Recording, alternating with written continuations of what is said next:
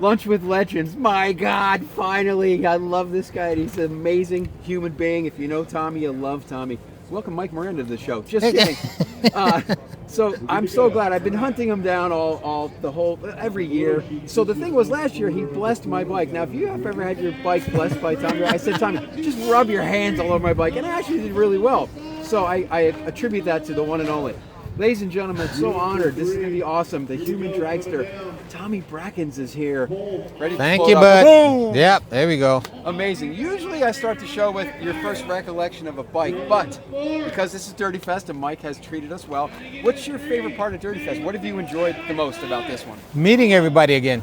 Okay. It's a family reunion, dude. I mean everybody here. Yeah, it's fun. Like every year I go, where's Tommy at? Where's he at? I gotta find him. Yeah, I'm here every year. Yeah, and you fly in from Georgia now, right? Yep. Amazing. The wife and I makes a vacation out of it. That is so cool. Yeah. So take me back to your first recollection of a bicycle. It could be BMX, it could be anything. What do you remember? I remember, God, I was probably 10, 12 years old. My parents bought us, I remember, a blue Stingray. That was my first remember of getting a bike, riding a bike. And what was your thoughts of the bike? Were you just the freedom of it? Yeah, just the freedom, somewhat independent, learning how to ride by myself, taught myself everything on the bike by myself.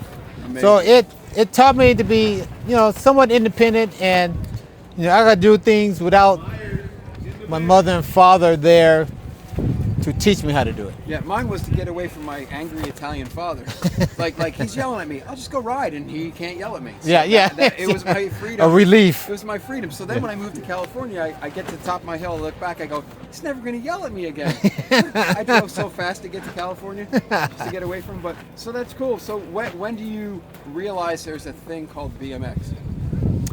A guy named Mark Harrison came by my house with a sky blue Raleigh Rampart. No.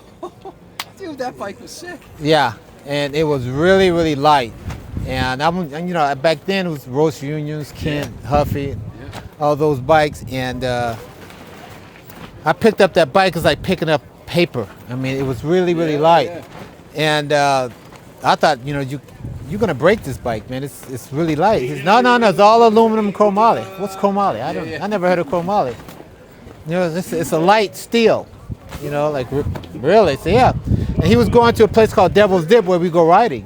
Isn't it funny that everybody has their, like the U and the roller coaster, and everybody, you had Devil's Dip. Devil's Dip, and it was by my junior high school. It was right behind a college, Southwest College in Gardena. Okay.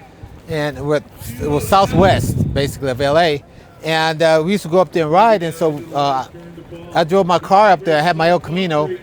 Oh, very famous car. Yeah, drove it up there. Very famous. And was riding his bike. I'm like, man, this is pretty cool. A light bike like this. And he said, hey, I'm going to a race Wednesday night. You want to go? I was like, yeah, come on by. I'll drive you up there.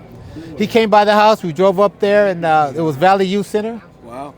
And Van Nuys Teen Center. Yeah. And I get there, seen all these trick bikes, man. I see the red and blue mongooses and these Schwinn's, the Cook Brothers, Webcos. I seen all that. I'm like, I never heard of those bikes. I heard of Schwinn, but Cook Brothers, never heard of that at all. SEs, never heard of that. But anyway, I like, these are cool bikes. And then he said, hey, you want to take? No, I told him that I could ride this track twice, right? Oh. And so, hi, hon. And so, I'll get it. I'll tell her later.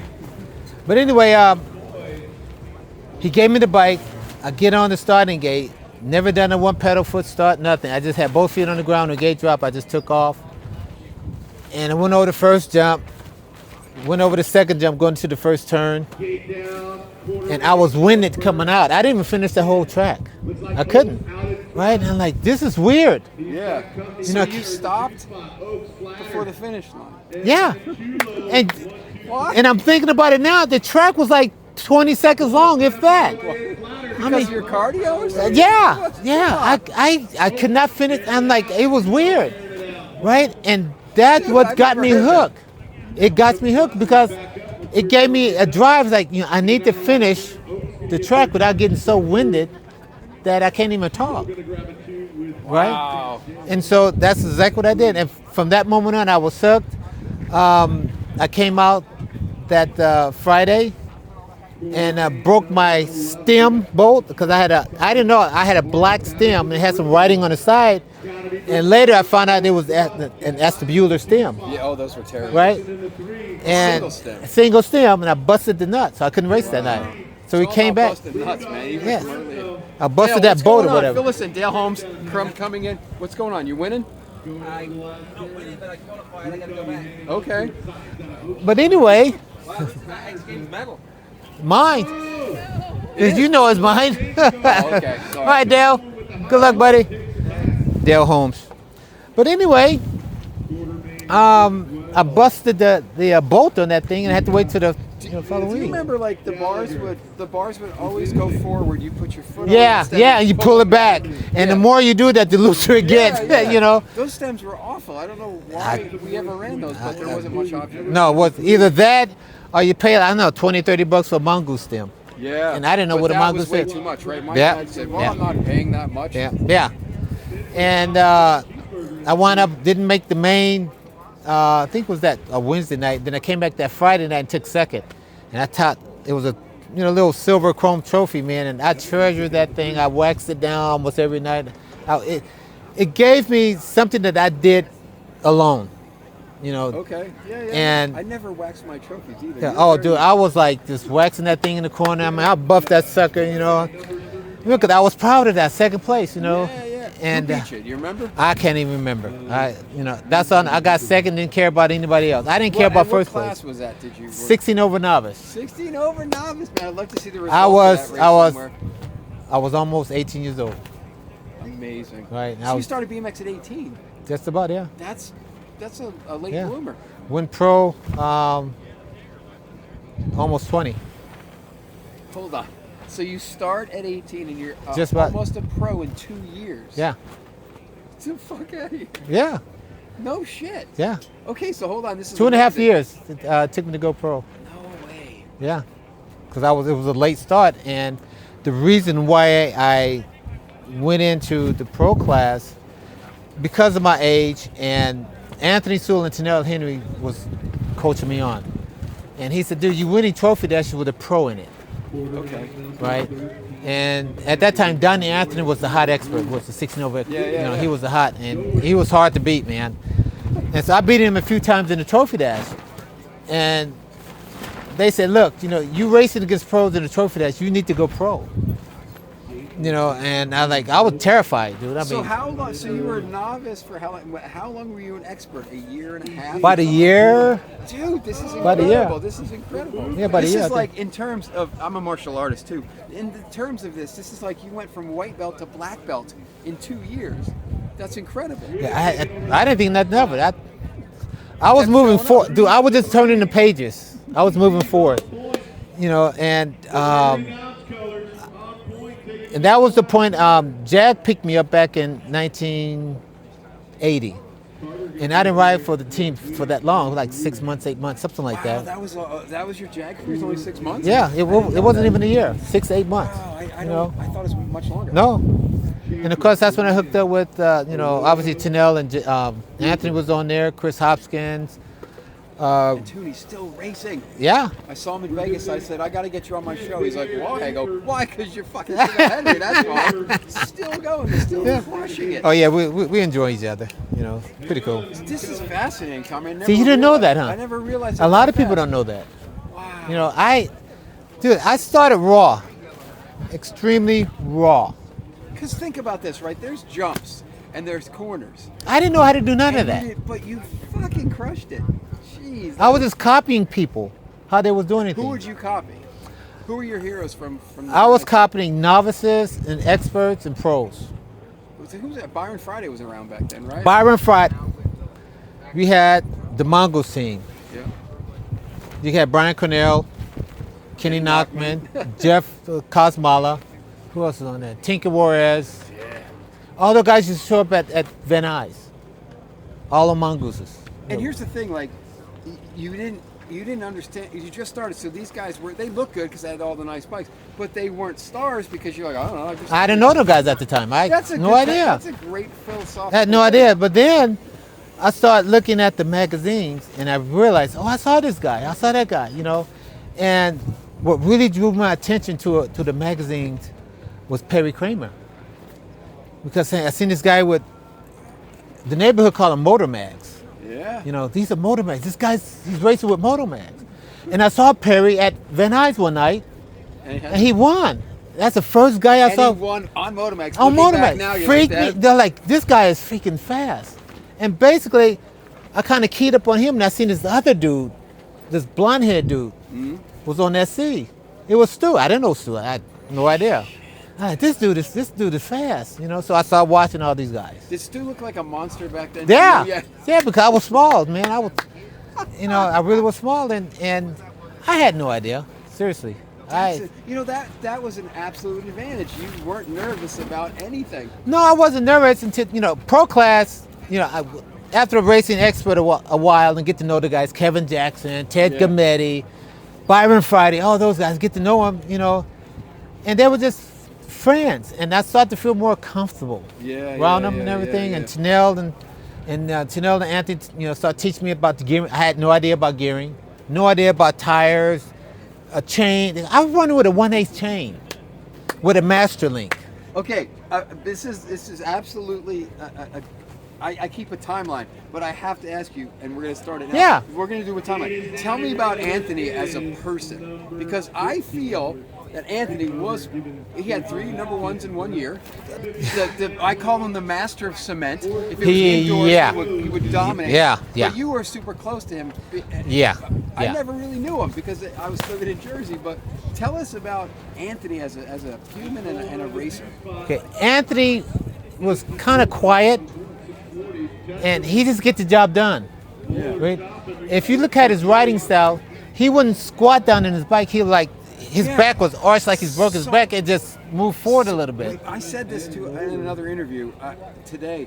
I said all the photos are everybody tucked and Anthony extended. Yeah. Right. So the thing was, and I don't know, the folklore was like, well, his vision might have he was just running at jumps because of his vision, but that might not be true. But he has balance. That bike, it just fits him. Yeah. He just had balance. And I recall we was at Minnesota for the Rondo Classic, right, the indoor race. And back in '81, I was pro then, and I was having problems. Harry Larry was in my moto, and he said, "Tommy, don't use any brakes." And I thought he was nuts, dude. I mean, I have to use brakes. Right. Right? And he said, "No, don't use any brakes because he said the hairspray, because we were spraying hairspray on the tires, they have traction on the concrete. You don't need brakes. And you don't need brakes." How would I know that? He was the master of the cement. I was riding the concrete like I rode in dirt. He said, "No, don't do that." He said, "You have to change your style a little bit." Amazing. Yeah, and he said, "Just hit the speed. The faster you go, the easier the jumps are." And that's the first time I ever heard that. I wish Anthony was in my life because I was terrible. I saw. No, but so like he was. He had a freak of nature. Mentality. Yeah, exactly. But he was the nicest guy ever. And we were tight. I mean, all three of us was tight. I mean, really, really tight.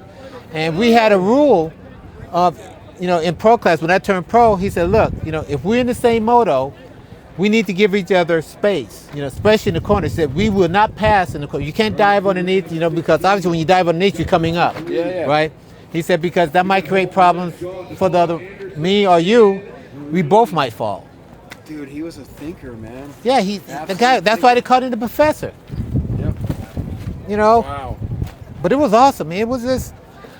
I really cherish the memories of riding with him and talking to him.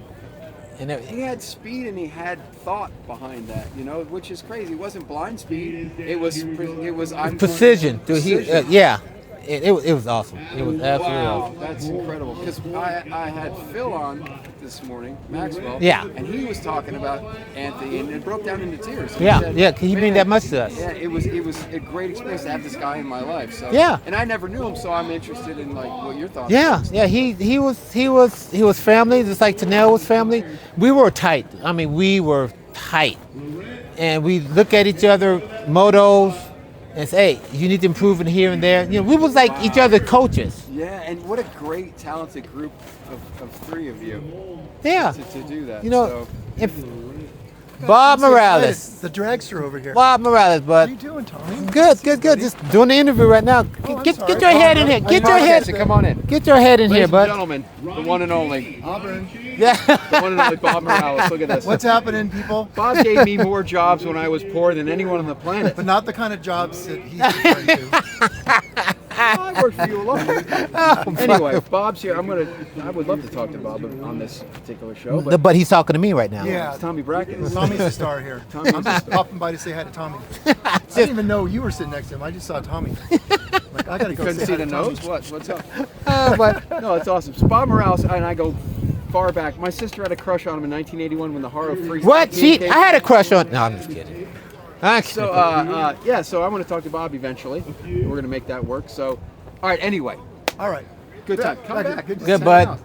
Don't Take hang care out. now. Just making the rounds. Yeah. Good luck, cause you're gonna get stopped every 10 minutes. I know. I love doing this here at Dirty Fest because you know how many times people have come in and said hello. Yeah, Every yeah. interview. So let's go back because I want to know about Anthony. But now we have to go back to on the timeline. You were turning expert.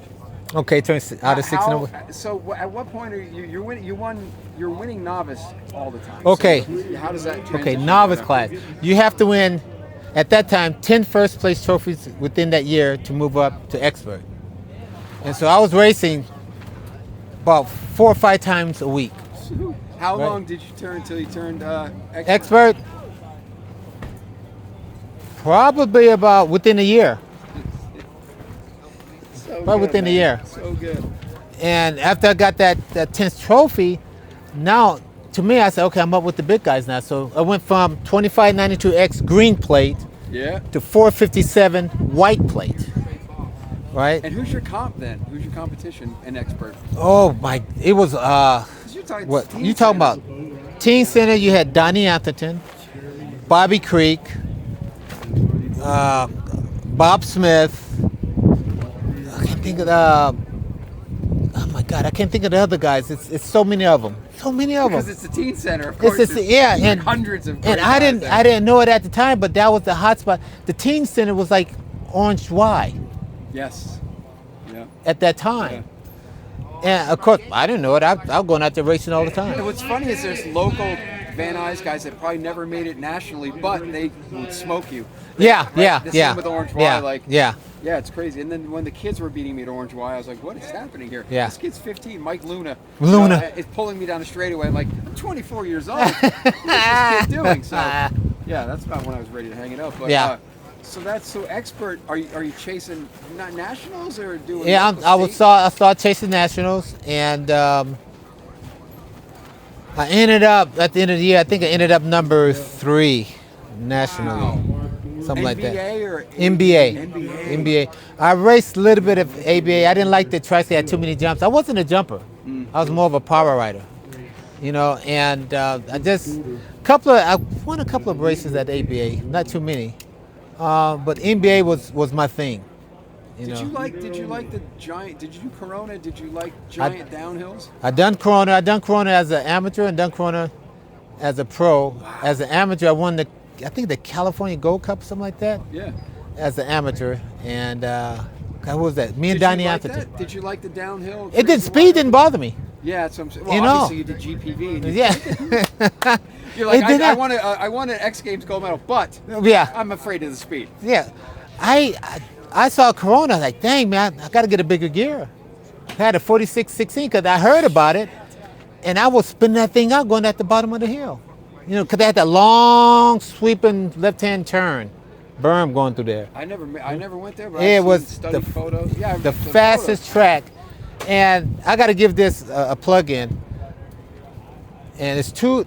Well, I was racing them, and I was racing those guys in the open. But Lee Medlin and Eddie King, I was terrified of.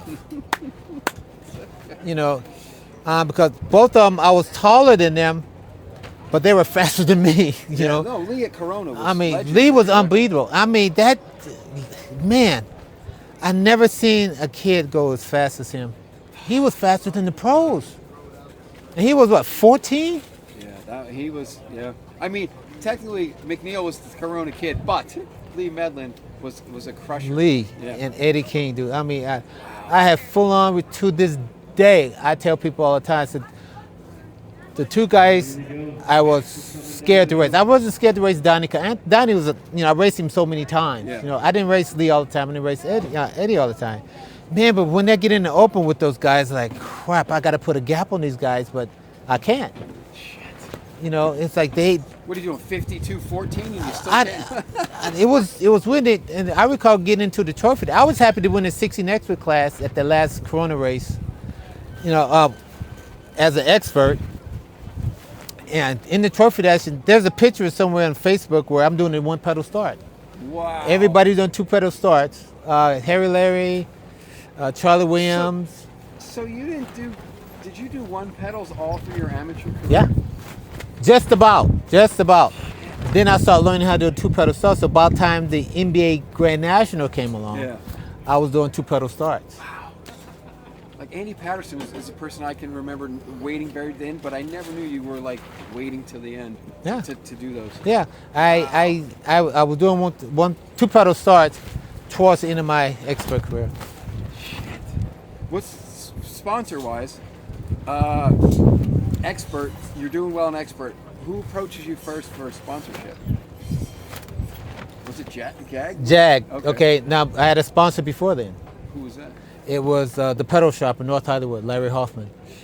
And Charlie Williams and Paul Emright got me on the bike shop team. Charlie had the blue. It was the blue jersey. I had a blue and white jersey, and it says the pedal shop. Yep.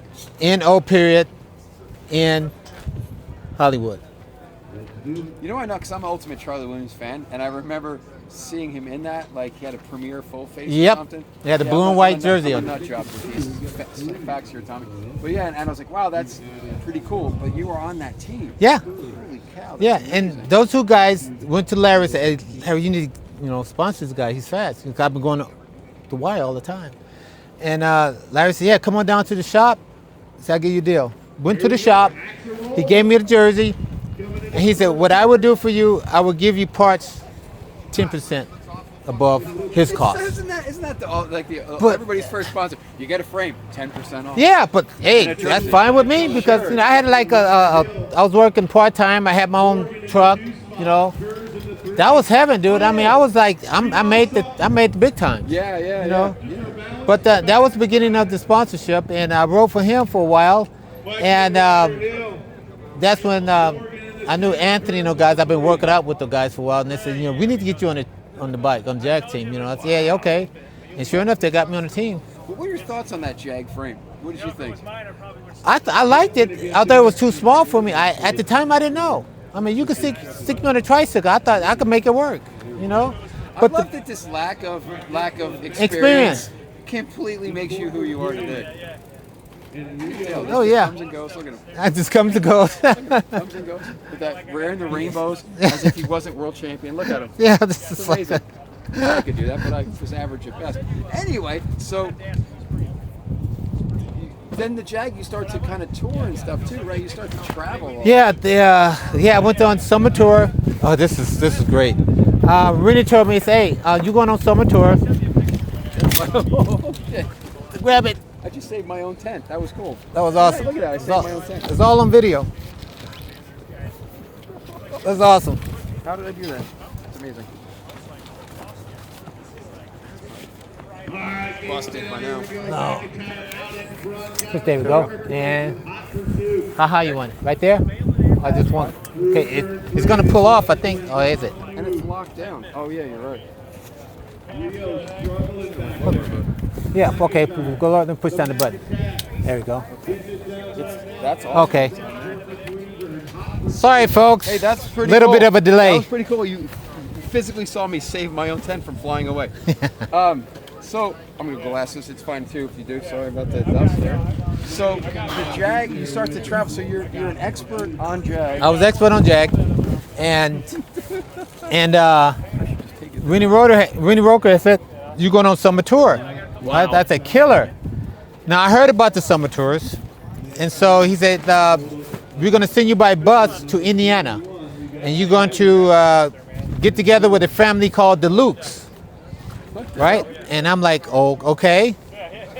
Bus ride, Greyhound bus No to way. Indiana.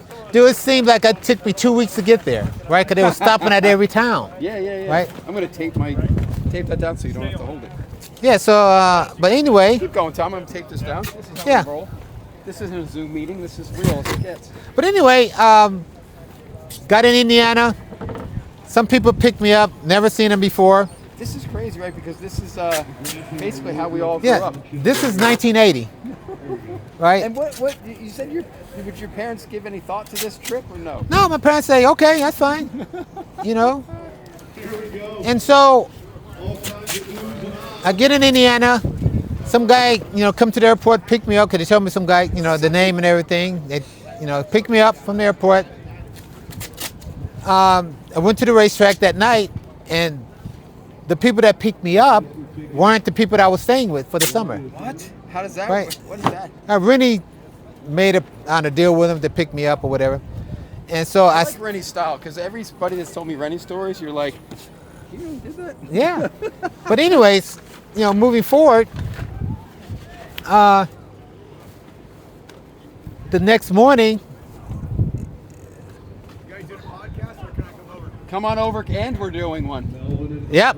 Come on, get in there, come on. I've already Come on, hijacked one. come on. Come on. Well, you're gonna hijack this one. Come on, get in there. Another special guest. Yeah. As you know, you can check out his episode. My former landlord. Come here, get in here, get in here. TC's back, everybody. Florida's finest. Love these guys, man. Love these guys. He didn't like me when I lived there. I was a mess. That wasn't too bad. No, we no, were cool. We were cool. you was pumped when you was living there. You was big. Don't worry about those stories, Tommy. It's eating about spaghetti. you. This isn't a podcast. Back to about Tommy me. Brackens. Yeah, no, Tommy always tells me, I see you eat a bunch of pasta. Pasta, yeah, dude, he was like- pasta. I mean, Don't just worry. eating Don't and worry eating about and it. eating. Yeah, Okay. it's a dark time in my life. Yeah, not he really. never watched that bowl or fork. He just put more pasta in it Yeah. and kept. You're right. He kept eating and eating. Yeah. Yeah, I remember that. Was probably yelling about, "Hey, why don't you watch that bowl and that fork every now and then?" No, that's All right, fine, love you bro. guys. We'll talk All right, to you love later. you. Okay, buddy. Yep. I like when people come in, just rip me apart and leave. That's great, Yeah. Corbett. I appreciate that. TC, Todd Corbett, Legend. the man. His episode is up on YouTube, BMX Legend Society Lunch with Legends. This is, but Phil told me the same thing. It's like it seemed like Rennie had, I didn't know him, but he had big plans, and then the execution kind of came a little short once in a while. Yeah, once in a while, yeah. And that incident on tour, the very next day, you woke up and the people that I was staying with said, "Oh, you could be going with the Lukes." I never heard of the This Lukes. is crazy how someone picks you up, and then you just figure out they're not people I'm staying with. Yeah, And who were these people in order? never seen them before in my life. These people here that that I'm staying with until I get with the next. I was handed. I was handed to one person, to this person, to this And person. you're just a kid, no cell phones. Yeah, just go yeah. for it. I was like about 19, 18, 19, something like that. 18, 19, somewhere around there. But anyway, that happened. Then the Lukes came by, Bill, Rayola Luke, and they introduced themselves to me, and they had two kids, Sean, Tony the Tiger Luke, Yes. and Sean Luke. Now Tony just won the World Championship in 1979. I think it's 9-year-old. There's going to be a Power Light connection here soon. Yeah, and they were riding for Power Light, right? I have a weird OCD. No, thing I'm sorry. They were riding for Jag, because I was still on Jag. He was on Jag. He was on Jag, and I was riding for Jag as amateur, so I stayed at their house for 3 months. Wow. All summer, and we was racing all kind of tracks, and that's how I got most experience racing different tracks out there. And I raced the whole 3 months, came home, and that's when I kind of like decided I need to go pro. Wow. I really did.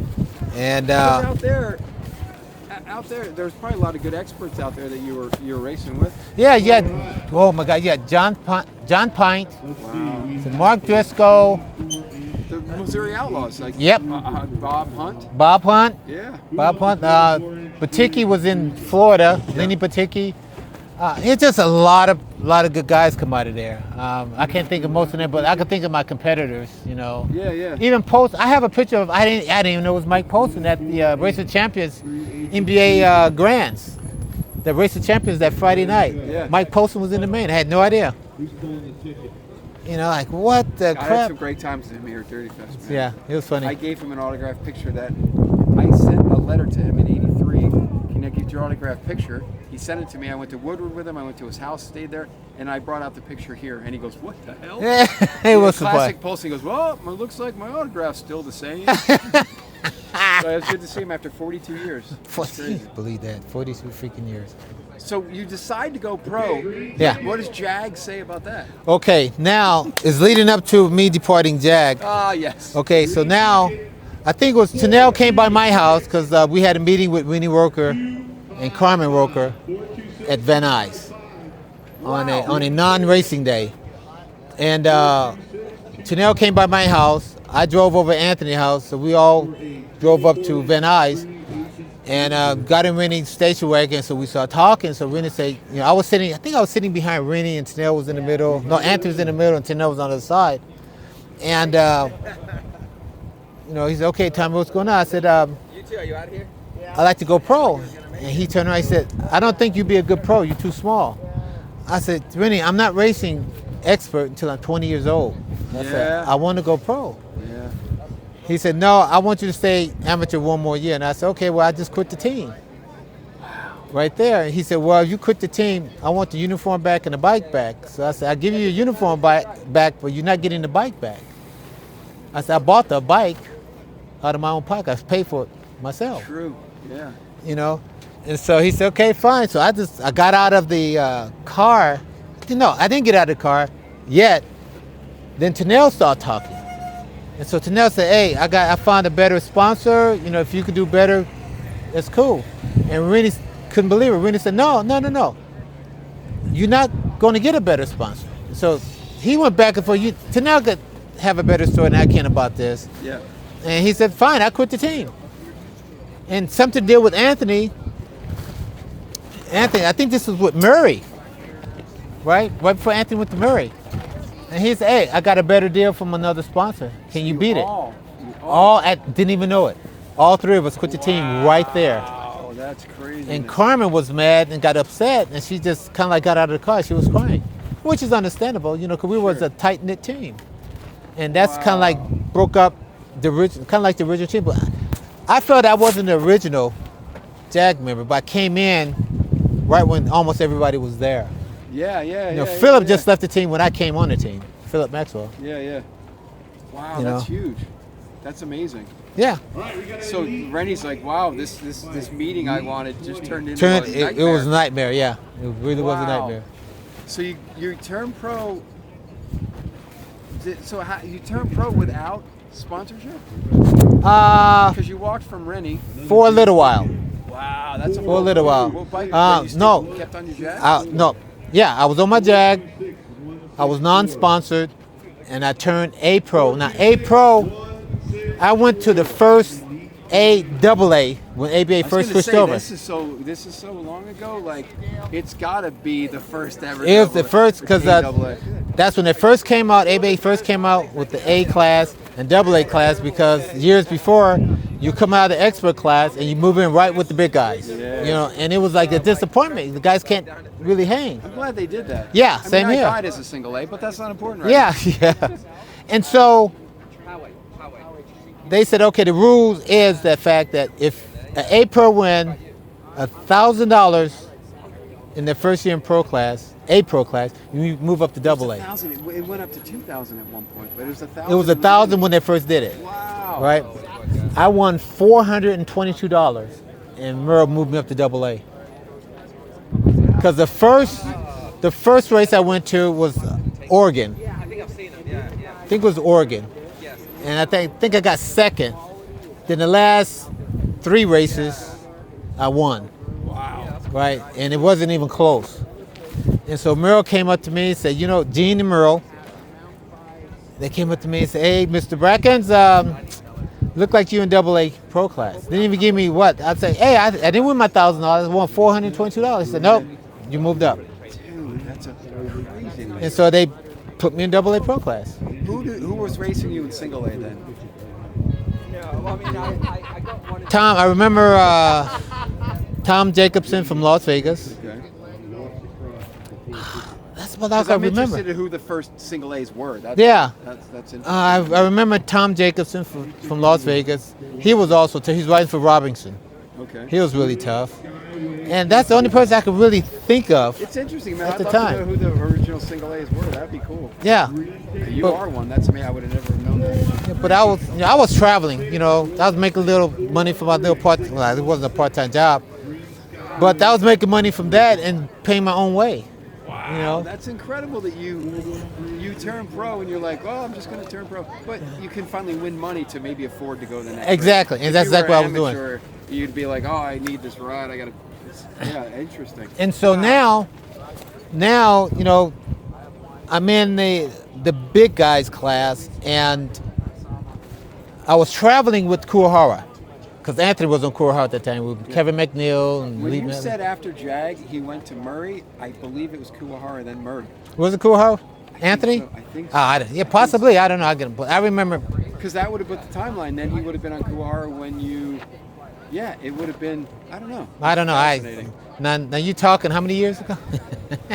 We've been Mexican. We can't I remember. got to I'm rattling rust here, but Yeah. Maybe you're right. I don't know. You got to trail with Neil Bonds too, right? Yeah, I was. I heard of Neil. I've seen him race a few times, and Leo Green. Leo Green, that's who I meant. Leo Green. Yeah, Leo Green was Kuwahara. Yeah, Leo Green, Kuwahara, And Lee Medlin. and Lee Metlin was on Kuwahara as well. What a powerhouse that was. And so I was traveling with those guys as an A pro, right? Wow. And so. It's good that you could travel with Anthony. He could still mentor you Yep. through all this. Yeah. That's really cool. And so Howie Cohen, he said, hey, Tommy, I need to talk to you. Well, he pulled me off to the side. He said, I have a good friend of mine, Steve Rink. You might know his bicycle, Power Light. Yeah, I know Power Light. He said, he's looking for a pro rider, and I think you'd be a perfect fit for him. I'm like, okay, where is he? I want to talk to you. He said, well, is it okay to give him your phone number? I'm like, yeah. So, a couple of days later, he called me up. Was there a time you could have been a Kuwahara pro? I didn't think so because, Kuwahara was a big team, and they already had 3 pros at that time. That's right. And their national team was huge. Yeah, they're huge. Oh, that's cool. But Power Light at the time, perfect. Yeah, and so Steve didn't have the pro at the time, and he was looking for some to promote the product, and we talked, and he said, look, I can't afford to pay your salary. He said, but I could get you to the national that we need to go That's to. a tough call, man. Yeah, but I went for okay, and it was a handshake. Wow. That was it. You know what it was? It was a handshake and a flex plate. Yeah. Yeah, But that's good. That's just a handshake, and that was the best sponsorship I had. And don't you? I understand your history a little deep. Wouldn't you wish that you could have hand shook all your deals? Oh Because my God, yeah. Some of your other deals, it was like 2 business. Yeah, Yeah. But man, imagine just handshaking your way through would have been nice. It was a handshake with Power Light, and after Power Light, it was serious business after that. That's Right. Yeah, But sure. Power Light, Steve Rink, told me what he can do, and he did not let me down. How's it going from a Jag to a Power Light? Extremely different. Did you have any? Did you have any custom bikes in your? No. No. You No, always no. just, Oh, just a stock stock. frame and fall. Yeah, I had when I left. When Torker had folded, I took my frame down to GT, what I was riding for, signed a contract and everything. I asked I asked Gary Turner if he could copy this, because I was so used to the Torker at the time. I wasn't used to the GT. And he said sure. So he made me two Torker GTs. two Torker Without GTs. the double stop. Yeah, Double top, yeah. Of course. But in the meantime, they gave me a Pro Series, frame and fork, bars, whatever. Yeah. And I got so used to that quick And I found out that, man, this thing fit me pretty good. It was slow steering. I like a slow, medium steering because the Torker and Powerlight, they were quick steering. I mean, quick. Quick as hell. Yeah. And I just had a heck of a time with that. Wow. But they went from Powerlight to a handshake, best years, you know. Now here's where I first remember you. Yeah, I'm kidding. Jersey Raid magazine. That BMX Plus cover on Powerlight. Yeah, yeah. And the way they shot that, yeah. I was like, this dude's bad. John Kerr. I was so afraid of John Carr coming by my house in South Central because he was a Caucasian guy coming to my house. Now, when a Caucasian guy come to an all-black neighborhood, that means trouble. You know, the cops or something like that coming in. Undercover. John Carr's undercover. Yeah. So, but anyway, when John Carr took a picture of me standing, you know, in front of my house, you know, taking pictures, I said, okay, now you need to come in. Get off the street. Yeah, exactly. I didn't want him to get popped, you know, so came in. And so, but anyway, we went over to a place that Anthony and I used to ride up in Culver City. And he started taking pictures, and the sun was setting in the background. Because we rode. And he said, hey, how about taking this turn like a power slide? So I took, he said, can you get lower? I said, yeah. So I got lower, and lower. And he said, get as low as you can.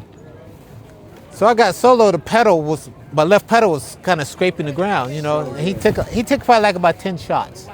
10 shots of that. Good seeing you. I'm out. Okay, take care. And so he said, I think we got it.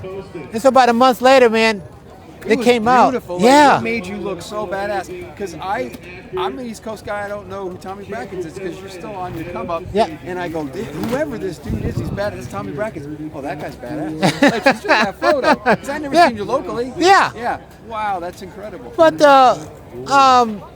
then I was ecstatic just to get a front cover shot. I couldn't believe I got a front cover What did shot. Steve say about that cover? He was just pumped. He was like, you know, he said, this is great because I had the gaiters on, Max gaiters and Max pants. So good. But I got more publicity for that number plate that I was running, flex plate.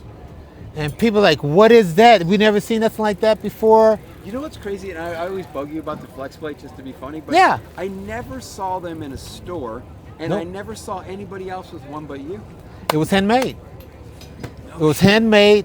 I think it was in Battle Creek, Michigan. A guy was making it in his house, and I didn't have a number plate sponsor because if you see me on Powerlight, I was just skipping from Haro to any Quick Line and all those. I The didn't. Mark IV. Just kidding, because of Mark. I love Mark. Yeah, well, I think that came after. I believe. Yeah, that came after. It did 100%. I just want to throw a Mark ring. Oh, Mark. Love you, Mark. You know, but anyways, I didn't have a sponsorship at the time. So this guy said, yeah, I think he said he'd pay me like $50. That's You know. incredible, right? And you don't care because you're like, it's cool. It's Yeah, cool. and so I Better put it than on. The Saber plate. Yeah, By I couldn't far. understand the Saber plate. Otherwise, it's aerodynamic. I said, I don't think we're going that fast. It'd be It's aerodynamic. aerodynamic, but it's fucking 10 feet wide. Yeah, So how does that it's- make yeah, any sense? yeah. But flex plates, probably more aerodynamic. Yeah, and so Still have one? no. Matter of fact, who was it? Someone sent me a replica of my Powerlight in Germany, Wow. and they copied the flex plate. And I'm like, holy smokes! That's amazing. Hey, Kevin Hall, Chris Phoenix. See, why you guys interrupting my podcast, man? Yeah, right. Beat it. Talk to you guys later. But anyways, that flex plate deal was pretty cool. And then that's when after Steve said, you know, because I asked Steve permission, Yeah. you know, when Torque made me that offer. And then from that moment on, I had sponsorships with one plate. Yeah. That was 09 at the time. Yeah. You It know, was good. They made with Kevin I liked Shipman. The look of everything. Oh, I they- thought yeah. The wrist wraps and all that. Yeah. I liked, I think the Moto 2 or something like Moto 3, Moto 2 with the plastic come over the crossbar like motorcycles. Your motos on. Motos in it. Yeah. Moto. What's That was called? pretty cool. What's that? Danny Millie, podcast, bud. Powerlight. Get it on. Yeah, and so that was about it with the Powerlight, man. It was the best. Did you get a win, pro win on Powerlight? Yeah, it was. I done the few wins on Powerlight. Oh, good. You know, I think the one was Arizona, where Steve was at. He was there when I won it, Oh, and that's he great. was absolutely floored. He was so excited, you know. Amazing. And he was giving me some great advice, man. He said, you know, Tom, you're the fastest one here. Just slow down a little bit on the jumps. Get over the jumps and just turn it on afterward. And Yeah. I didn't want to do it, but then, you know, I started doing it in a couple of races. Like, heck, he's right, you know. Wow. And I didn't care who was in my moto, dude. I respected the guys, but I was in my own zone. You have to be in your own zone. You can't worry about, you know, who's in your moto, Yeah. you know. But that was it to my next phase. Amazing. Yeah. And then, but so would you have? What got you off of power? Like, I mean, Torker Torker approached me. came in, and it's hard to beat that whole 1984, system, right? yeah. Like, Yeah. they had more money. They probably got a lot more races. Yeah, Yeah, that's a tough you know, one. overseas races. Yeah. You know, Kellogg, you did Kellogg's? I done Kellogg's was later, but it was the European Challenge Cup, they call it, Okay. in Sloghorn. I hope that pronounced right. Sloghorn, Holland. So we flew myself, Mike, Craig Bark, and Magoo over to Holland, and that I'm was sorry, I had to travel with Magoo. yeah, that was absolute. That was some fun times. There was some Oh, of fun course, times. Magoo's I mean, a nut job. I love him. yeah, it was awesome. So how did it go from power? Like, what's the approach? Like, they call you and Well, who hooked that up, Magoo? I don't know who hooked that Torker deal up. I think I got a phone call from Steve Johnson, Okay. and we went from there. And And you said that Steve Rink was okay with it. Steve, because I went to Steve before I even talked to him. I went to Steve Rink before I even talked to Steve Johnson. Yeah, which is awesome. That's it. You know, Your and class, Tom. and I asked permission. Is it okay for me to do? Because I said, Steve, I will stay with you for next year. You know, if you need me to. Yeah. And he said, no, Tommy, because you're gradually going up. You know, Yeah. and I think you peaked with me. Yeah. And so I said, is it okay for me to go sign with those guys? He said, yeah. He said, but do me a favor. I was like, yeah. He said, I'm gonna pick up another pro, and he told me who the pro was. Crisco, right? Yep, it was Kurt. Yeah. And said, you know, can you give Kurt some pointers? I was like, yeah, of course. Wow. And Kurt won Pico Rivera Yep. as a pro. Yep. I And know so these weird facts, bro. Sorry. and so no, that's killer. And so I was telling Kurt about pro classes, dude. I said pro class is different from expert class. I mean, we race really close. You know, I said you're a good racer, so you're good with racing close. So this is nothing like expert class. Nothing like expert class. You know. Because everybody could. And I said, try not to fall, because if you fall, they're gonna let you know their feelings, That's true. because you messed them up. Yeah. So you got to have respect for them. So I talked to Steve about that, and I appreciate it and everything. How's it like going from the power light to a Torker? Because we had said that Torker was very, very nimble.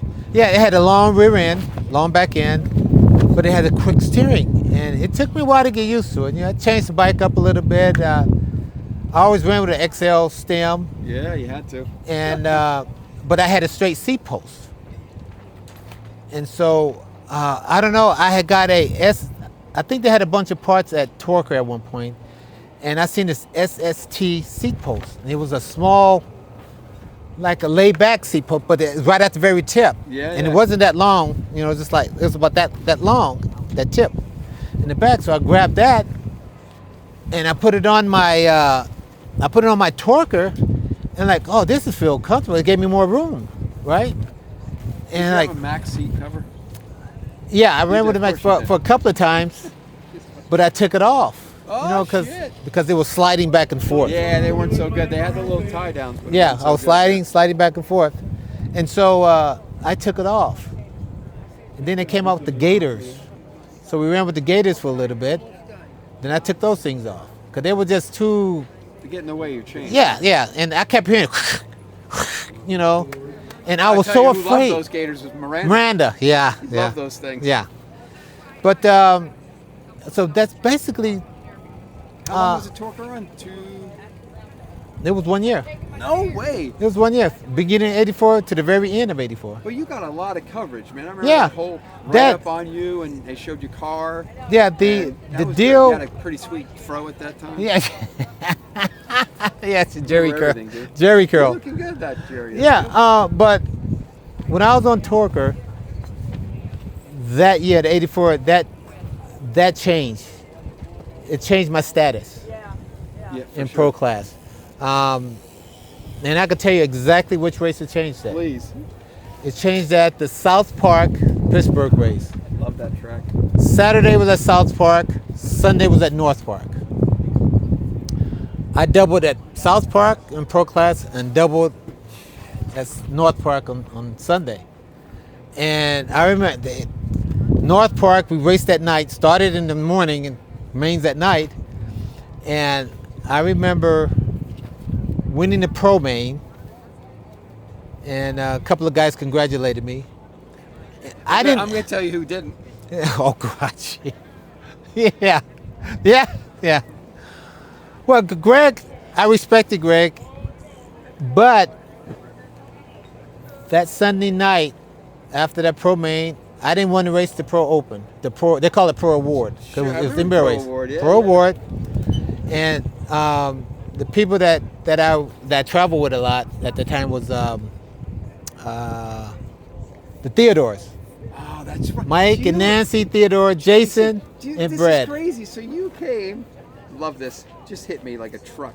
You came to my home track with the Theodores, Howell, New Jersey, At a local, a local race, and I Eddie- wanted to surprise everybody. and Eddie Clark was there, and we're like, yo, give it to Tommy. He's coming to our track. No, you were so on fire. You probably won by a straightaway. But the thing was, that was a big fucking deal to have you there. Really? Remember the giant Tabletop. Yeah. Tabletop. Holy cow. I enjoyed myself there because I knew I was at a local race, and even the Theodore said, "You're gonna be a big deal." I said, nah, no big deal, And when I got there, like, whoa, I'm getting eyeballed by everybody, Jared Justice was on you. Jared Justice, yeah. And I just wanted to sprint down the first straight and just kind of kick back. And I heard the announcer said, and Jared Justice is on Brackens, and I like turned it on real quick. Then I He kind of was the settled down. local hero, man. Yeah. He was our shining star Yeah. for that whole region of Jersey. But he was a pro. He wasn't at that time. I think he was expert. I don't know what. He was 16, 17X. Yeah, and so it was just fun being there. Then I still have that in my phone where I was talking to the two kids at the very end. Yes. I had the big old fro I at loved the it. time. Good times. I can't do it now. I wish I Yeah, could. yeah, you and I can't, obviously. I'm trying. Yeah, Yeah, but Jared was a local hero, so it's a thing, right? You get a hot shot factory guy come in, Jared's going, okay, I'm gonna turn it up today. Yeah. I can go on. Compare. So it was a good, lot of dude. comparison. That's so good. Yeah. But yeah, that was my deal with Torker. But that Sunday night, when Mike Theodore said, "Tommy, go race the main because you earned to be there. You raced all three motos. You won the That semi Pro Award. excuse me." Yeah. And so I went up there, and of course I didn't think nothing of it. I was calm and I wasn't even nervous. I was just calm up there. But when I got on the gate, like, let me see if I could double tonight, right? And I came out the gate, and I didn't see no one beside me when I came out the gate. And I just went for it, and I seen a shadow coming out of the first turn on the inside, and I just ripped it, dude. I just came out, and I didn't see no shadows after that, right? Must be a great feeling. So across the line, I I see think. shadows all the time when I race. And so now, I'm at the finish line, and I get a shove from Stewart, right? He just shoved me, and he said, "Nice ride, Tommy." And like, wow, he never done that to me, ever. Wow, he knew. He And so knew. then, I get congratulations from Greg and everybody, and it felt weird.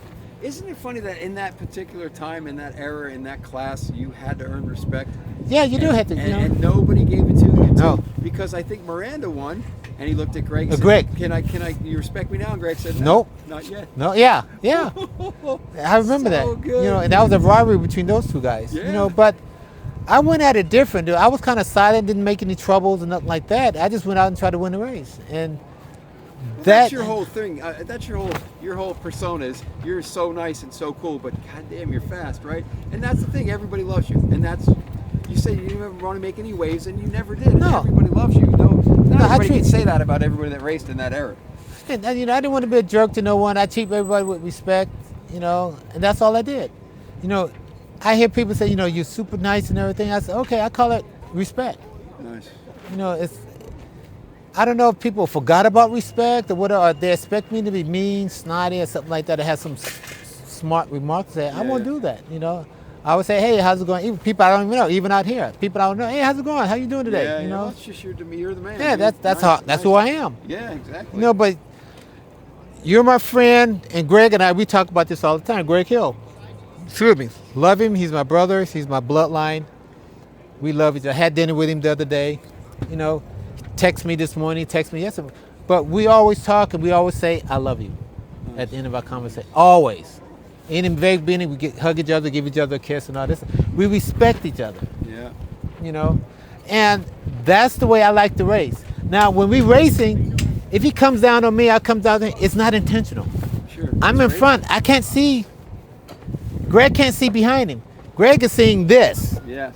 You know, just what happened, if you right there, you could back down if you want, or you could not back down, but the results of not backing down is iffy.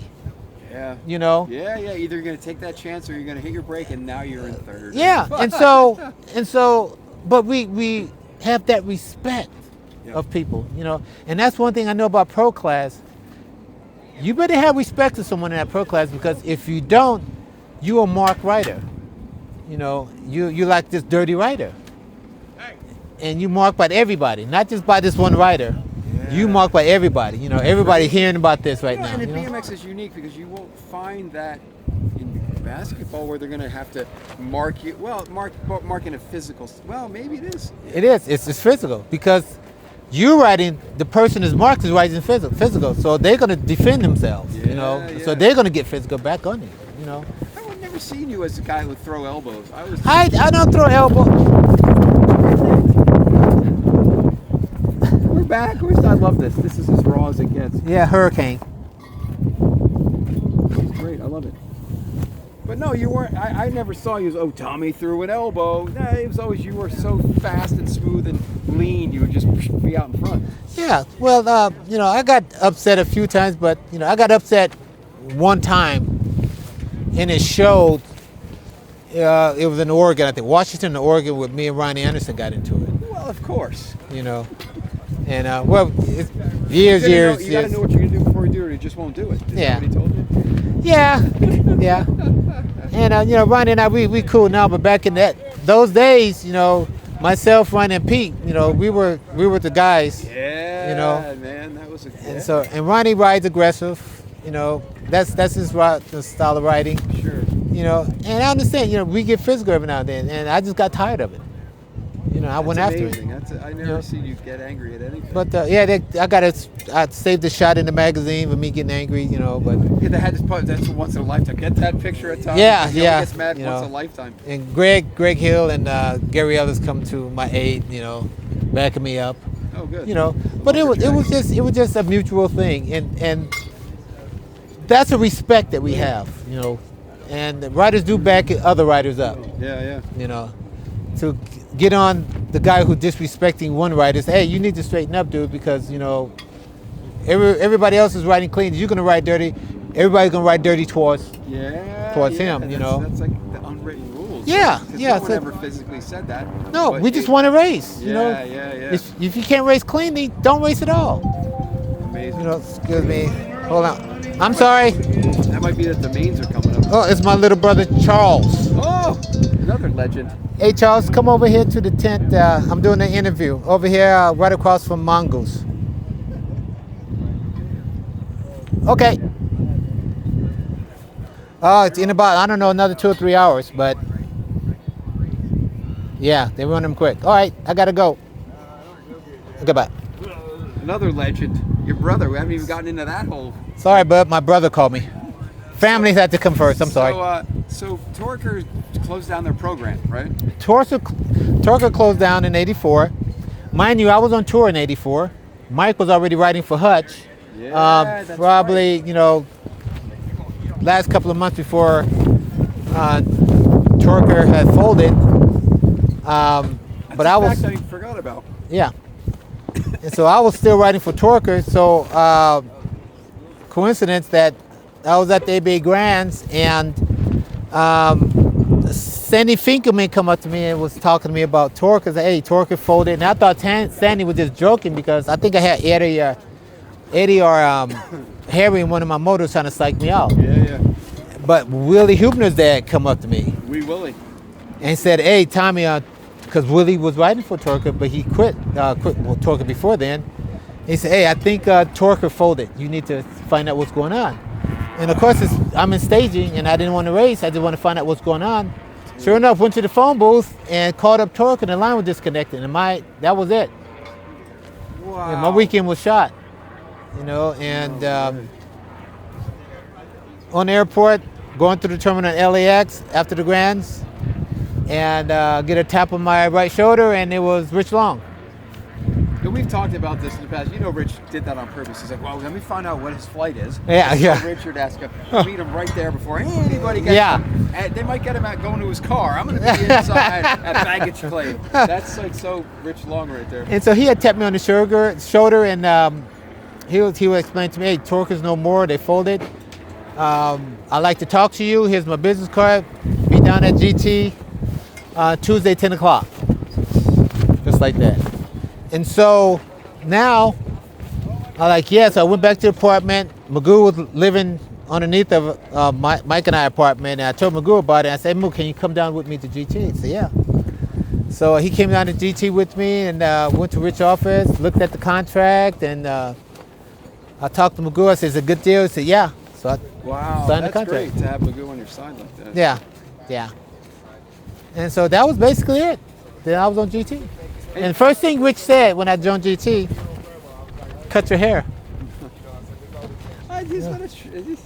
His business antics were phenomenal. I got to work there and see him for sure. But man, these little side notes are so cool. Yeah. Like, wow, it must have been so cool. You're like, no, I had to cut my hair before I even had a bike in my hand. He knew it. I can't agree. I mean, okay. If you'd have seen your power light hair, you might have thought different. Yeah. I said, keep it. That looks fucking awesome. Wow. So are you stoked on the GT ride?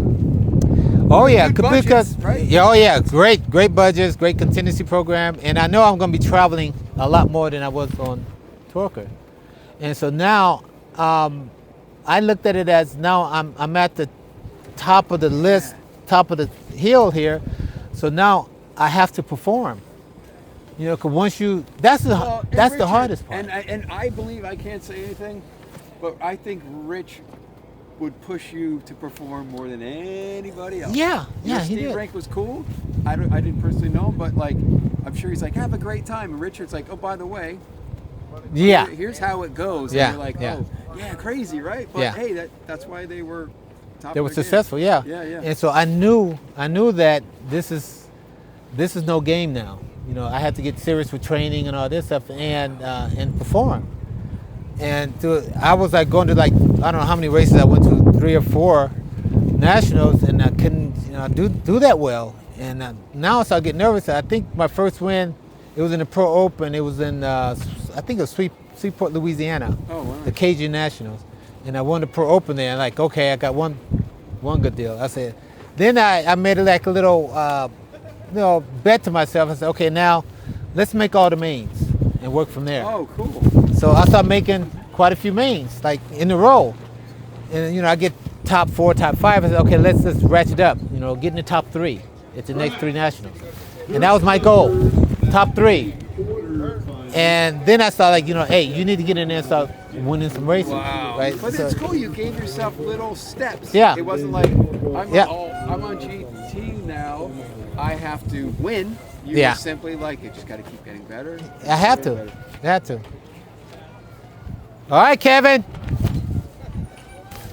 But so that's the steps that I took. Which is great. There's pressure, but you made it less. Yeah, for me. For me. Correct. Not for the sponsorship, but I knew in the back of my mind I had to perform. Who's on the team that year? Because you guys had those white uniforms. It was the blue GT. Yeah, blue and yellow. Yeah. Blue and yellow with the white front, yellow sides, something like that. Yeah, it was pretty cool. I thought there were better ones, but that was actually a pretty cool look. What was it? Danny Nelson, Schofield. That's right. Michelle Carnes. Wow. It was Michelle Gibson. Michelle Gibson. Um, I was there tonight. She lost her finger at the Orange One. oh God, jeez, It was weird. People running around looking for a half a finger. jeez. Sketchy times. Yeah, of course, Rob Fayette was always on there. Deanna Edwards, Oh, that's right. Dean LaBerge. That's awesome. Yeah, and myself. You know, forgive me if I forgot. Joey Allen, little Joey Allen. Allen. Yeah, he's about 6 years old.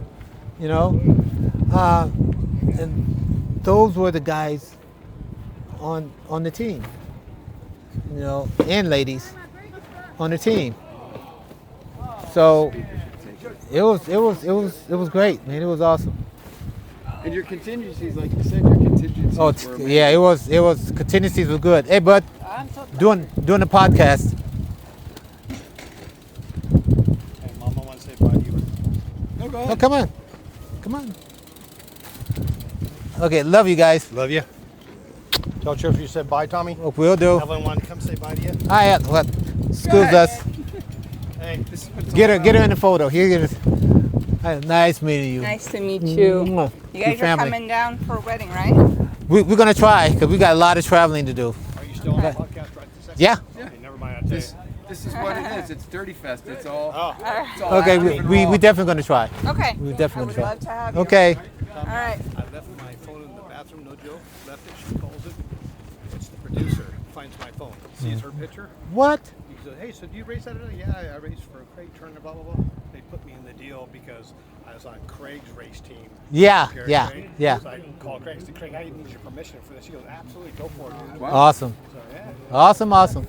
Well, you guys have a safe trip Alrighty. home. Hello. Sounds good. Okay. We'll do. At the wedding. We'll try our very best. Seriously.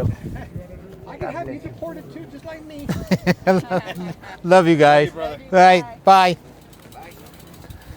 But So, but you said contingencies. I think your contingency for GT would have been better than you ever had too, right? Because yeah. Oh yeah. Crazy. And did you do did Richard do like big giant year ends? Like you get number one, you get yeah. a grip instead of like, well, if you win, you get. No, it was good. Very, yeah, very good for back in the '80s. You know, even the overseas races was pretty good. Oh wow. You cool. know, I just love racing overseas because at that time the lines that you see, the 30-foot lines that you see, Yeah, they had those back then. they had those back then, and no one could come over. And I was excited about that because I hate when people come bump me. Yeah. They can't bump me, so that gave me that little extra, Wow. and that's why I just pulled it on. They have those now, right? So at the line, I crack some guy. Boom. Call me an 80s guy. Supposedly he goes online. He's like, these aggressive 80s guys. I said, man, it's a contact sport. We gotta respect our founding fathers. Yeah, You guys, we gotta respect you guys. We gotta crack somebody with an elbow. yeah. Because now But- they have that 30-foot. Yeah. It's a thing now. Yeah. But that was the deal back then, and I always hated. You know, I try to get out of the gate quick so I don't have to be And involved in your that stuff. style, like, give you a little room, and you forget it. You're gone. Well- People used to have to hit you to slow you down. Well, the reason I start, and Greg Hill picked, no one else picked this up but Greg Hill. When I get on the starting gate, yeah, when I get on the starting gate, I angle my bars sideways. And I put pressure down on my right foot. That gate can move a fraction of an inch. That front wheel can move a fraction. But I look at it as leverage when you're pulling. Okay. Instead of like this and pulling back, I'm pulling this way. I'm pulling back this way. You're like a oar, you got your boat oar, and you're Yeah, gonna pull well, it. it's just like throwing a baseball. Okay. You can't throw it from here that far. You get back here, You might have changed my whole starting you know, process. you have that, but you have to time that gate just right. I mean, sometimes it's a little bit too fast. I can feel the gate going down when some gate starts. And sometimes my front wheel spin backwards Yeah. coming out of the gate. Interesting. Yeah, Might it's start weird. doing that in 2026. They'll be like, what is this whack job doing? He's one of those 80s freaks. Yeah, but Greg Hill's the only one that he saw that he figured it out. Miranda had the same sideways thing too, didn't he? Did he get Yeah, that from, he got yeah. that from you? I don't know. Probably. I don't Sure know. he did. You know, but I always started like that. Always. Amazing. I never noticed that. But you can't tell by looking at it straight. You can tell by in the backside of it. Okay. That's why I never saw it, because they never Yeah. took those shots, right? Yeah, and Greg picked it up and he saw that. You know, he said, I got your shot. Now you twist your wheel. babysitting. Yeah. So what's your big break on GT where you're like, okay, I'm crushing it and I'm on GT? When I started winning races, I can't recall. Just like I say, started in Seaport, Louisiana, and it grew from there. Nice. And I started clicking them off. Wow. Europe was big for me. Because I don't know how many times I've been to Europe. I don't know, 5, 6, 7 times. I never lost over there but one time. Wow. I won all the big races that I attend to over there. Then I went back for Bercy in '86, and I think I didn't even make it out of my motor. The track was like sponge. It was like that was the shitty year. oh right? yeah, it was awful. Okay. It was absolutely awful. You could come off the gate, you may roll 3 feet and stop. Oh no. Yeah, it was that bad. Wow. It was very spongy, and I just couldn't get anything together. So how long's your tenure at GT? 4? Let me say the whole 85, the whole 86. I'll guess about 2 years, year and a half, 2 years, something like that. I thought it was much longer. I would have guessed 4. No? No way. No. And what's after that? What happens? We've already talked about this. But how do you move on from GT? Move on GT, didn't sign a contract for GT past 86. I moved on from that to World Class. Oh, From I Ford. remember now. Yeah. What? Ready for this? Brian Lopes, Yep. Mike Kiniocolis, Yep. Juan Cunningham. Oh my God. I got 3. I'm trying to. All the time. You. Yeah. Was it Michelle Carter? Somebody was. I don't know. I remember Lopes, Yep. Luan. Kiniocolis for sure. Kiniocolis. I remember him. I love this game. Me and Carter play this game all the time. Like, name a team, Diamondback, and you just go for an hour and a half till somebody goes, I don't know anybody else, and then the game's done. Yeah, It's world class. I man. don't. Yeah, Holy yeah. shit. It was one woman sponsoring a giant team, right? Yeah, she didn't have a product and had nothing. She just had money. So you guys got to ride whatever you wanted. Yeah, What whatever did you wanted. What did you ride? Brackens. I rode my own bike. Which was modeled after what? It's modeled. Majority of it's modeled after a GT Okay. because kind of slow steering. GT and a free agent Interesting. in between there. Okay. 'Cause I like those 2 bikes. So you were Brackens bike riding world class, but you didn't do your own jerseys and your own deal till after. Yep. By the way, great color choice. That yellow stuck out like a shit. in a punch That's bowl. the reason Yeah. why. That It is was good. It exactly looked the reason really why. good. Only thing bad about that yellow, a lot of bees be attracted to it. I get stuck every weekend. Why? You guys stop going out yellow. No, like the Torker jersey just went by, but Yeah. the black and yellow was always tight. Yep. I like black and blue Max. Yeah, Looked good, but Patterson had it all. yeah. Patterson's Yellow, orange, yeah, black, whatever. Yeah. they were cool colors. But yeah, so Bracken. I remember you had DJ Greg. DJ Greggs, You had, loved him. Kevin Hall Yep. and Oh, you. God. Yeah, that was and me. Carter for a little bit. Carter for a little bit. I had, I think it was Justin Miner I didn't know what that for a was. little while up north. Okay. Van Johnson from San Diego. Okay. He was running cruiser. Yeah. How long was Brackens? Because it was a good. Well, I started it. Good looking jersey. Yeah, I started it back in '88, really. Wow. Yeah, but it was low key. And how that got started is Hartwig Hofer from Germany. He was a Torque distributor. He came over. And he said, "Look, Tommy, you still have a name out there. You ought to come out with your own bicycle." I'm like, no, your own frame and fork. I'm like, no, I don't want to do that, right? It's hard. He said, no, believe me, it'll do okay. He said, I tell you what, I'll get you started. I'm like, no, I want to. He said, well, it's too late. I already got it started. No way. Yeah. And so he built some frames. He had B&E. It's a B&E or B&M? B&E in Yorba Linda. Make me like 20 frames. Wow. And got started, and I went from there, and then I started making them myself. Then that's when I picked up Kevin, and it went from there. Wow. Then I And thought, it was the GT agent is what the bike was. yeah. And Kevin was your first guy. Well, Kevin, I think he was the first guy, yeah. Wow. Yeah. Yeah, he was, matter of fact, because he had the first Brackens. As you can see, that if you look at the rear drop-offs, they got holes in the rear drop-offs about that big. Okay. And that was the first Brackens. Wow. You know, it was that blue frame that he chromed. He had someone powder coat the frame, but it was that translucent blue. Yeah. And I was getting phone calls left and right for that frame. I said, if I make that frame, you guys won't be able to afford it, you know? Kevin, you got to strip that bike down. Yeah, no, I was like, hey, that's your deal. What? So I remember for sure Brackens. Did you get any good big wins on Brackens? That would have been so cool to I didn't race a lot. You were stepping down at that point. Oh, yeah, basically I was stepping out because I was so busy trying to make this stuff because That's true. people don't realize how much effort it takes to make these things. You know, Bragga GT. Oh, and, geez, man. GHP rather. Like Yeah. That's. And it takes all of your time away from racing. Were you burnt on racing at that point, or you? I was tapped out. I was you tapped out transit, right yeah. after GT. I was Okay. done. Well, I just came in, raced a couple of nationals, and that was about it. Just to race it. Yeah, just to show, hey, I'm Tommy. This is my Yeah. ride and whatever. Yeah, basically, when you see me after GT, I'm on the brackets. That's all I was doing, trying to promote that. I wasn't really trying to win the thing. I was cool to win, but I just didn't have the heart anymore. Yeah, interesting. Yeah, I just It's didn't want always like, hey, tell us your great times, but I always ask sometimes, like, tell me when you knew it was over. You Yeah. know, like Yeah. we all came to it, you know. Yeah. Mine was Mike Luna pulling me down the straightaway, but so I'll end with I'm gonna end with asking you just one-off questions. Yeah, Here comes Danny Millway. This is gonna get interesting. hurry up. Nope, that's not Greatest track, or was it Danny? Greatest track you ever rode?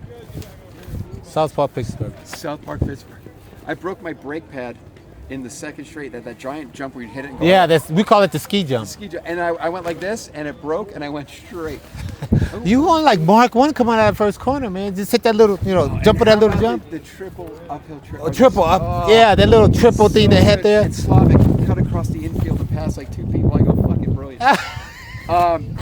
Greatest bike you ever wanted? Mine's a DG California Pro. Ever wanted Yeah, from little kid up till now. Like, man, I wish I would have had a. Cook Brothers? No. For real. Yeah. The reason why is because that thing, man, I think it's because of the chrome. That thing was, I mean, you see it in the shop back in the old days. Their that thing chrome was good, wasn't it? Like the Hutch chrome, you're like, this hurts my eyes. Yeah, when I Where saw do you think that, Billy man. used to ride. 'Cause he Yeah, used to Billy wax it. wax that sucker down, boy. But probably the Cook Brothers, Okay. I would say mine, but I had to be Cook Brothers back in the early days before I started. Sure, of course. Who would you consider? So Mount Rushmore has 4 people. Who you consider the Mount Rushmore of BMX? And this is super hard, but this is how we end the show. Get you thinking. Greg Hill, Greg's on there. Okay, you got 3 more. Stu Thompson, Okay. Anthony Sewell. Yeah. Oh, love it. Yeah. And 1 more. I was thinking. Oh. Man, that last one is. I'm trying to go back and think of the guys. Yeah, it's hard as hell. That's why I ask it, because it's like I can't do this, or people bow out, or Miranda. And I'm not saying that because he's my brother, my twin. I'm saying that for his skill on the bike. Yeah. He done something incredible. A lot of people don't see it, but I see it. Sure. Like that is so cool. I mean, the guy, he has balance. Him and Ronnie Anderson, but I think I like Mike Mike's in that close. Yeah. Mike Miranda, yeah. It's amazing. Mount Rushmore, yeah. Well, Tommy, thank you so much. This was amazing. My pleasure, John, as always. It's supposed to go an hour. We went an hour 18 because you're Tommy fucking Brown. That's why. I learned a ton about your stuff I never knew about, which is awesome. Just ask. And I have my favorite Tommy moments, and we've talked about those. So thank you so much for coming down. And I'm not coming to Georgia anytime soon, and I always do one-on-one. So this was awesome. This is Thank perfect. You don't have and to if you get want to you ever want to win, have him bless your bike. So I've been on a tear. Since my bike. Yeah, I just put the Mojo rub on If you it. want to send I'm going to put his address here publicly, so you can send all your parts and have him just touch your grips. Yeah. Send them back. He doesn't care. Look at him. He doesn't mind. Anyway, you're awesome. I love you. You're an amazing human Thanks, being. my buddy. And this was a great show. And I always end it with this: get out and ride.